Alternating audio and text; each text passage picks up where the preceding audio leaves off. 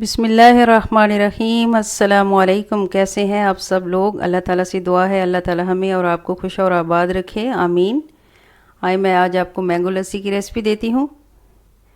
इसके लिए जो मैं इंग्रेडिएंट यूज़ कर रही हूँ उनमें है, एक मैंगो लिया है, उसके छिलका उतार के क्यूब्स में काट लिया है, 1 कप दूध का लिया है, 1 कप दही का लिया है, 2 टेबलस्पून शुगर ली है और 6 से 7 क्यूब्स आइस के लिए हैं।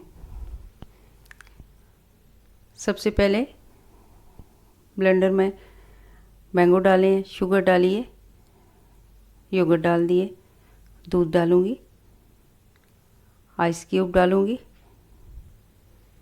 और अच्छी तरह ब्लेंड कर लूँगी। ये लस्सी बहुत ही मज़ेदार बनती है। ये देखें, बिल्कुल तैयार हो गई है। आप इसको ज़रूर ट्राई कीजिएगा, इंशाल्लाह आपको बहुत पसंद आएगी। अगर आपको मेरी रेसिपी पसंद आए, इसको लाइक करें, शेयर करें और मेरे चैनल को सब्सक्राइब कर दें।